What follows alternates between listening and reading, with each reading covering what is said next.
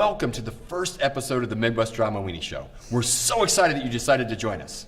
Our series is all about tips and tricks to increase your entertainment industry skills. As acting coaches, techies, and artists, we are true drama weenies and have a love for all things performing arts. Every week, we'll be bringing you tips and tricks of the trade, encompassing acting, tech, and production for theater, film, and all the little tidbits that go along with it. So, like Dave said, tips and tricks of the trade. So, here's a tip. Acting and live entertainment started right where we're standing today, on the stage. Dionysus, the Greek god of fertility and wine, had a group of followers that danced and sang in choral fashion in celebration and tribute to him. In the 6th century BC, a priest of Dionysus by the name of Thespis took current form of tribute, added some dialogue, and boom! The first actor was born. That's why actors today are proud to call themselves thespians. And that's why today the episode begins right where it started, on the stage. Right here on the stage. So, now that you know a brief history of your craft, it's time to make your own history begin on the stage. And speaking of stages, we'd like to take this time to thank Arts Place of Portland, Indiana for allowing us to use their magnificent Hall Mosier Theater. And as well, we'd like to thank Slim Fisher Studios for sponsoring today's episode. Acting! The first step in the process of your journey will be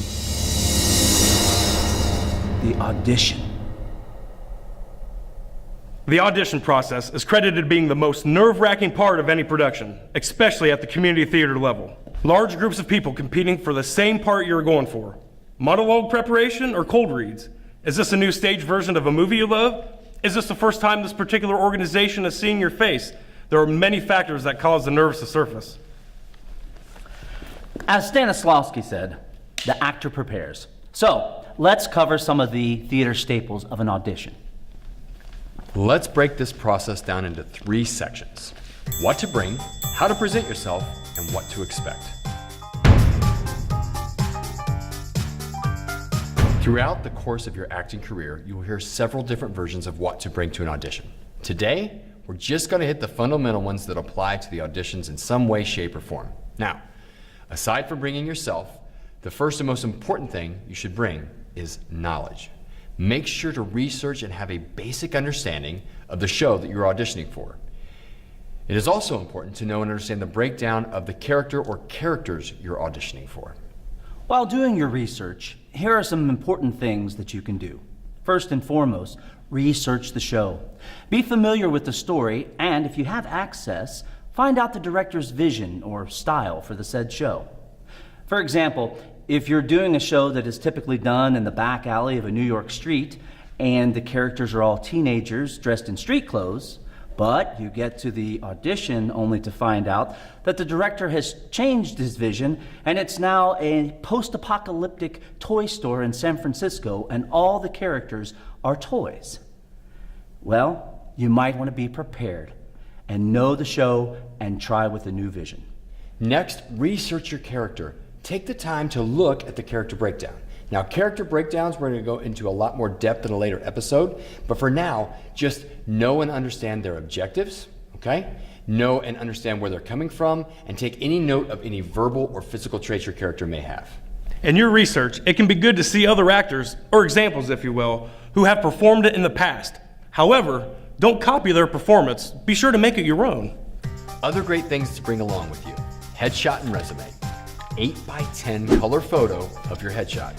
Staple the resume to the back. Keep the resume simple, just hitting the highlights. And bring a snack. Some auditions are a few hours, and some can last, 4 to 6 hours. And it's always wise to have a notebook and a pencil to take any notes. And it also doesn't hurt to have a comfortable change of clothes with you. Finally, bring your A game.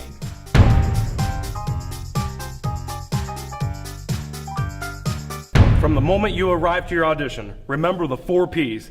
Be positive, pleasant, polite, and most importantly, be professional to everyone. You never know. The person handing out the audition forms could be the director or the stage manager. And remember to be flexible. They may ask you to vary your performance or add an accent to your monologue. Never be surprised. Never be scared. Be prepared. And unless they're asking you to do something illegal, never say no.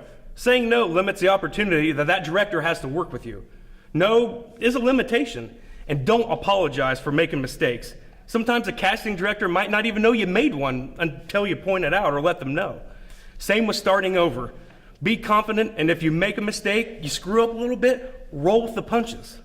What you wear matters. Keep it simple and basic. In a professional setting, no patterns, no prints or logos. Avoid crazy makeup, hairdos, and jewelry and all that jazz. Solid colors and natural looks are key. With that in mind, at the community theater level, some flair here and there can help. Something noticeable might help the production team remember your audition. And never, never dress up as the character you're auditioning for.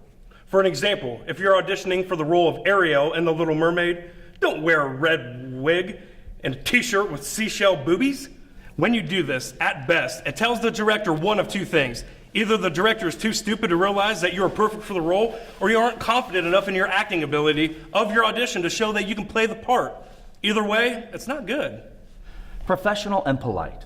Regardless of the temperament of the director or the production team, always be professional and polite. Say thank you when you're given direction. This lets those folks know that you're listening. Finally, and one of the most important, the slate. This is a must in the professional realm, but sometimes not used at the local civic level. Just because the organization isn't using this as a standard doesn't mean you can't use the slate and be that much more professional. With us today is Kayla McCrae, and she's going to help us properly demonstrate how to perform a slate. Now remember, when giving a slate, speak loud and clear, stand up straight, and some casting directors may ask you to hit a mark, which we have here today. Make sure you say your name, your age, and what role you're auditioning for. Kayla? Hi, I'm Kayla McCrae. I'm 17 years old, and today I'll be auditioning for the role of Annie. The most important thing is to be ready for anything that is thrown your way. Be early and ready to go. Be there at least 15 minutes early, but Zach, Dave, and myself, and most professionals, like to be there 30 minutes early. So be flexible. You may be scheduled for an 8:15 a.m. spot, however, circumstances may arise that pushes your audition to 2 p.m.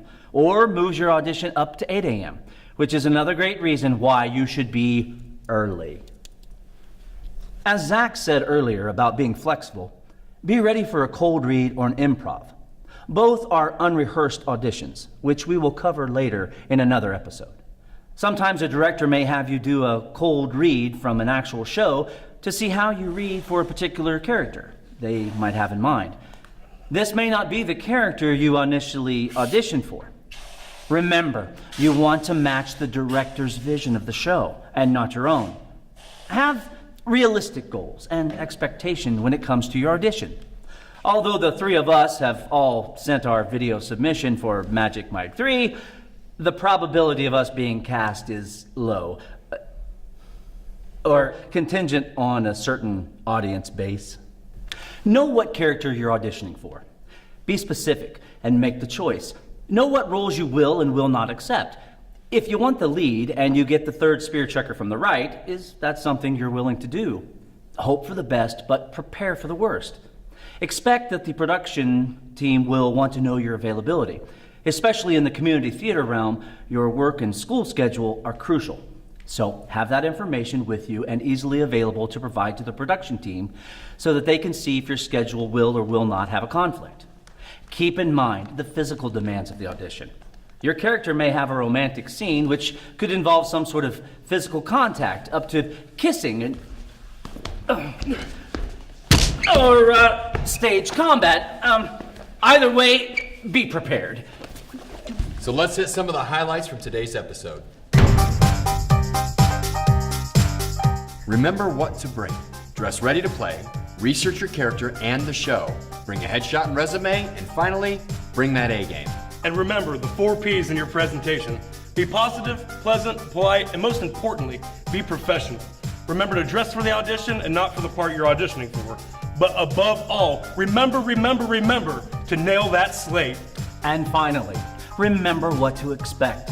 Know the character you're auditioning for. Know that the production team is looking for specifics, but let them determine if you match their vision. And always, say thank you when given direction. And that wraps today's show. Thanks for joining us. Be sure to click that subscribe button there at the bottom and click that thumb in the up position. And don't forget, join us on Facebook where we will be posting behind the scenes photos from projects as well as great articles to read. Join us next week as we go behind the scenes and give a good look into community theater in Phoenix, Arizona.